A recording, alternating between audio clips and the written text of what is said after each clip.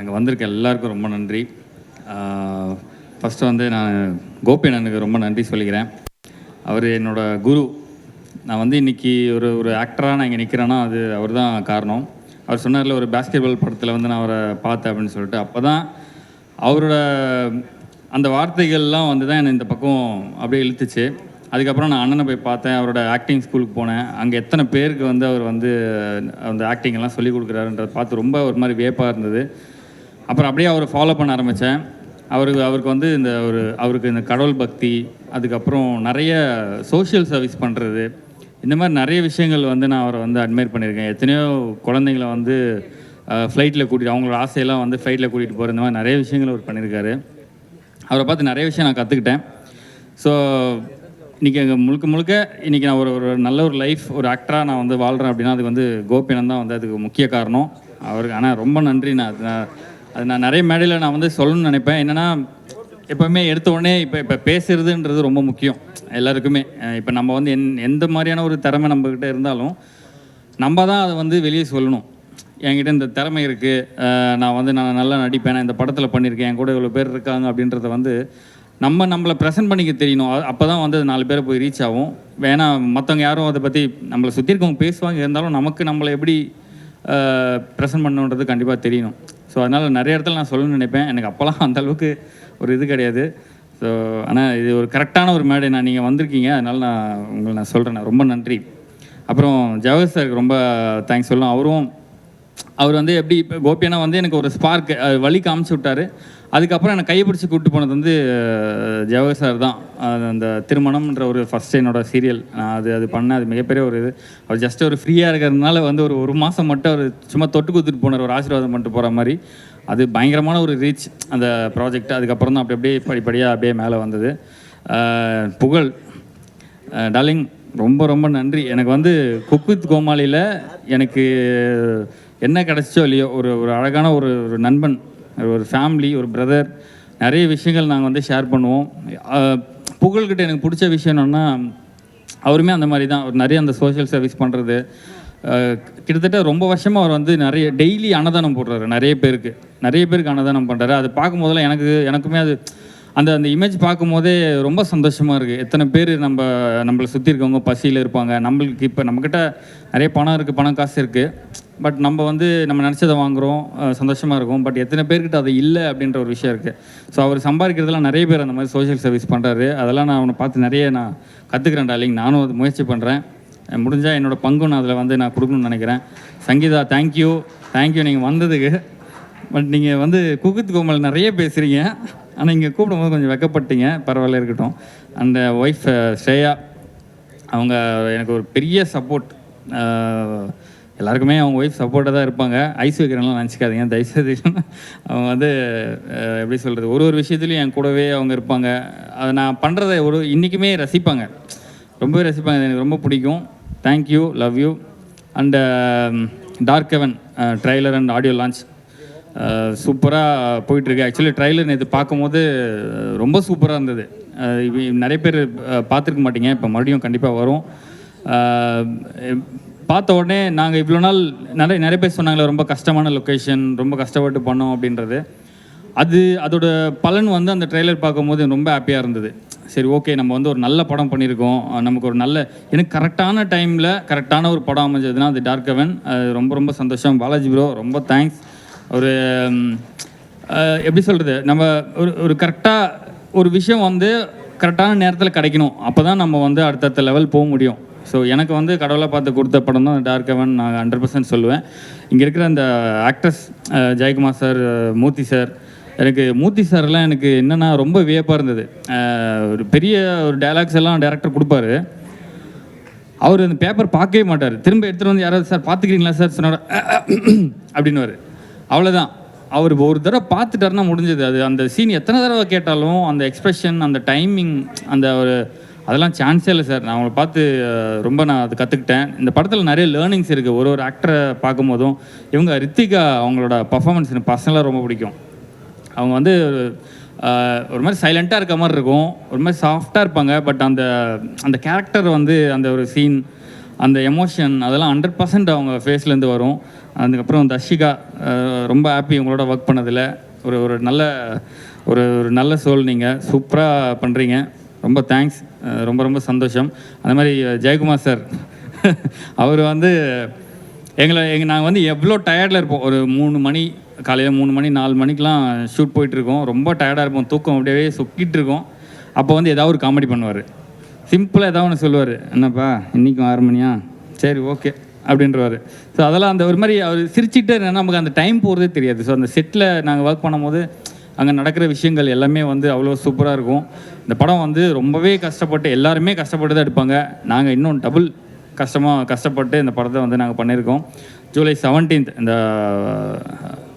படம் ரிலீஸ் ஆகுது. எல்லோரும் தியேட்டருக்கு போய் பாருங்கள். அண்டு இங்கே வந்திருக்க ப்ரெஸ் எல்லாருக்கும் ரொம்ப ரொம்ப நன்றி. இந்த படத்தை வந்து நிறைய பேர்கிட்ட கொண்டு போய் சேருங்க. இது கண்டிப்பாக ஒரு நல்ல படமாக இருக்கும்.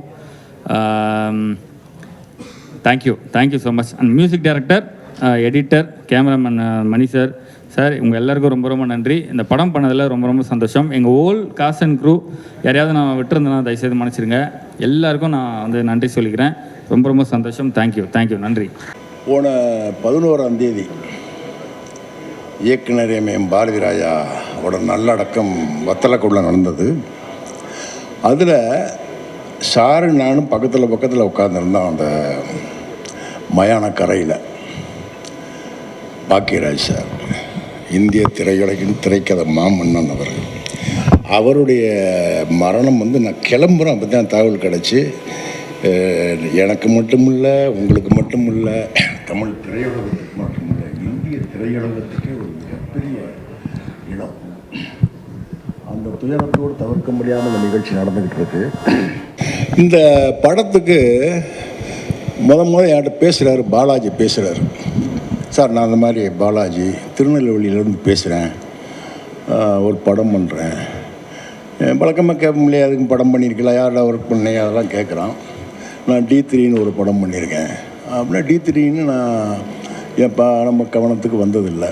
சரி, வழக்கமாக ஏதோ ஒருத்தர் சொல்கிறாருன்னு கேட்டுக்கிட்டே இருந்தேன். எதை பற்றியும் ஆர்வம் இல்லாமல் கேட்டுக்கிட்டே இருந்தேன். நான் அமெரிக்காவில் இருக்கேன் சார், அங்கே உள்ள சம்பாத்தியத்தை வச்சு தான் இதை நான் பண்ணலான்ட்ருக்கேன். ஒன்று சார், நான் சரியாக பிடி கொடுக்காமல் போய்கிட்டே இருந்தேன். ஒன்று சார், இந்த படம் எடுப்பேன், இது தோத்துச்சுன்னா நான் எல்லாத்தையும் விட்டுட்டு அமெரிக்கா போயிடுவேன் அப்படின்னார். இந்த ஒரு வார்த்தைக்கு நான் அவர்கிட்ட மறுபடியும் எதுவுமே பேசலை. தேதியை கேட்கல, சம்பளத்தை கேட்கல, எதுவுமே பேசலை. சரி பாலாஜி பண்ணுறேன் பாலாஜி. அன்னைக்கு அந்த ஃபோனில் பேசுகிற போது அவர் மேலே இருந்த எனக்கு ஒரு நம்பிக்கையும் ஒரு அன்பும் என்ன, அது வந்து கடைசி வர இப்போ வர அவர் ஒரு இயக்குனராகவே நான் பார்க்கல. இந்த படத்தில் இயக்குன யாரையுமே அவங்க மனைவியிலேருந்து குடும்பமாக தான் இருந்தாங்க. அங்கே போனால் டைரக்டர், அந்த ப்ரொடியூசர், மூணு ப்ரொடியூசர் வந்து நின்று பேசினாங்களே, நடுவில் இந்த ஒயிட் ஷர்ட்டில் இருந்தார் இல்லையா, அவரெல்லாம் அவர் கூட தம்பி நினச்சிக்கிட்டு இருந்தேன். நான் இது வரைக்கும் அப்படி தான் நினச்சிக்கிட்டு இருந்தேன். அவங்க தெரியுவாங்க. ஏன்னா மனைவி பார்த்தீங்கன்னா ஓடிக்கிட்டு தெரியுவாங்க. பரிதாபமாக இருக்கும், பார்க்க சங்கடமாக இருக்கும். நம்மலாம் பிள்ளை ஊட்டி பேரம்பத்தியெல்லாம் பெற்று கண்டாளுங்க குடும்பமாக அலைவாங்க. இன்னொன்று நான் அன்னைக்கே சொன்னேன், நம்ம மேக்கரைக்கு காரில் ஏற்றிட்டு போய்கிட்டு இருக்காரு, அவருடைய சொந்த காரில் ஏற்றி போய்கிட்டு இருக்காரு. அது இப்படி இவ்வளோ பெரிய பாறைகளும் இதுகளும் கல்லுகளும் சட்டக்கு புட்டக்குன்னு வண்டி இப்படி விழுந்து போகுது. பாலாஜி ஓட்டிகிட்டு போகிறார். அங்கே போய் மேக்கரைன்னு அங்கே ஒரு இது மழை பேஞ்சிக்கிட்டு இருக்கு. ஜூனியர் ஆர்டிஸ்ட் உட்காந்துருக்காங்க. இருட்டு, நைட்டு 1 மணி 2 மணி. இது பார்த்தேன், பாலாஜி உங்கள் உழைப்புக்கு, உங்கள் மனசுக்கு இந்த படம் பெரிய வெற்றி அடையும். தொழிலை புகழுக்காக நேசிப்பாங்க, பொருளுக்காக நேசிப்பாங்க.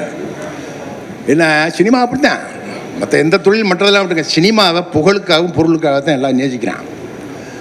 என்ன ஆனால் பாலாஜி அவர் பார்த்தீங்கன்னா அப்படி இன்னொன்று, எந்த பெரிய பட்ஜெட் உள்ள படத்துக்கு கூட இப்படி லொக்கேஷன் யாரும் எடுத்துருக்க மாட்டாங்க. பூரா மலையடி வாரம், காடு, என்ன இங்கே பார்த்தீங்கன்னா முக்கூடல், அங்கே அம்மா சமுத்திரம், அங்கே பார்த்தீங்கன்னா குற்றாலம், மேக்கரை, இங்கே பார்த்தீங்கன்னா வண்டி பெரியாறு, அங்கே அச்சங்கோயில், பூரா காட்டுக்குள்ளே, தெருவுக்குள்ளே படத்துக்கு வேலை இல்லை. அப்படி பார்த்தீங்கன்னா பூரா அப்படி எடுத்து எனக்கு நான் அப்படி நினச்சேன், சந்தேகப்பட்டேன் நான். இந்த ட்ரெய்லரை பார்க்குற வரை, இவ்வளோ கூட்டத்தை இந்த க்ரீன் பார்க்கில் பார்க்குற வரை இந்த படத்து மேலே எனக்கு நம்பிக்கை இல்லை. காரணம் என்னென்னா, அப்படி ஒரு தாகத்தோடு ஒரு வெறியோடு காசுகளை கொட்டிக்கிட்டு அலைஞ்சிக்கிட்டு, நான் வந்து அம்பாசமுத்திரம் ஆற்றுக்கரையில் நைட்டு ஷூட்டை முடிச்சுட்டு காலையில் அங்கேருந்து கிளம்பி மதுரை வந்துக்கிட்டு இருக்கேன் காரில். ஒரு அவ்வளோதான் ஒரு 30-40 கிலோமீட்டர் தான் வந்திருப்பேன். பாலாஜிங்கிறேன், எங்கே விட்டார் சார் சேலம் ஏற்காடு வந்தேன் சார் இருக்கிறார். எங்கே இருக்குது அம்பாசமுத்திரம், இங்கே இருக்குது சேலம் ஏற்காடு, எங்கே இருக்கா? நைட்டோட நைட் அப்போ காலையில் இறங்கிட்டாரு சேலம் ஏற்காடில். அப்படி ஒரு உழைப்பு, உறக்கம் இல்லாமல் அப்படி உழைச்ச மனுஷன் பாலாஜி. நல்ல மனுஷங்கிறதுனால இந்த பாராட்டுலாம் இல்லை, படைப்பும் அப்படி கொடுத்துருக்காரு. என்ன, அதாவது ஒரு ஓவியன் இருக்கான்னு வைங்களேன், சாதாரண ஒரு ஓவியன் அப்படியே போட்டுக்கிட்டே இருப்பான், பார்த்துக்கிட்டு இருப்பான். சரி, இது மூக்கு, இது கண்ணு போடுறேன், இது காது போடுறேன், நல்லா போடுறேன், சட்டையை போடுறேன் அப்படின்னு பார்க்க வரைய நம்ம பார்த்துக்கிட்டே இருப்போம். இதுன்னு தெரியும். ஏன்னா இது ஒரு ஆம்பளையை வரைகிறேன், ஒரு பொம்பளையை வரைகிறேன் அப்படி நம்ம கண்ணுக்கு முன்னாடி பார்க்கலாம். ஆனால் இந்த ஓவியன் போட்டாங்க ஒரு ஓவியம், ஏன்னா என்ன வரைகிறான்னே தெரியல, எந்த கோட்டை கிழிக்கிறேன், என்ன பண்ணுறேன்னு தெரியல, உண்மை தெரியல. பார்த்தீங்கன்னா ஒரு மாடர்ன் ஆர்ட் வந்து நிற்குது, ஒரு நவீன ஓவியம் வந்து திரையில் நிற்குது. அவன் தான் பாலாஜி. பாலாஜி, அன்னைக்கு நீங்கள் சொன்னீங்க சார், தோத்துட்டேன்னா மூட்டை கட்டி நான் அமெரிக்கா போயிடுவேன். நீங்கள் நிச்சயம் போக மாட்டீங்க. ஏன்னா தமிழ் சினிமாவில் உங்களுக்கு மிகப்பெரிய இடம் இருக்கிறது. எல்லாரும் உங்கள் ஆதரவை தரணும். ஊடக நண்பர்கள் இந்த படத்துக்கு பெரிய ஆதரவை தரணும். நிச்சயமாக நான் பங்கெடுத்த இந்த படம் ஒரு மிகச்சிறந்த படமாக இருக்குன்னு நம்பிக்கையில் விடைபெறுகிறேன். நன்றி, வணக்கம்.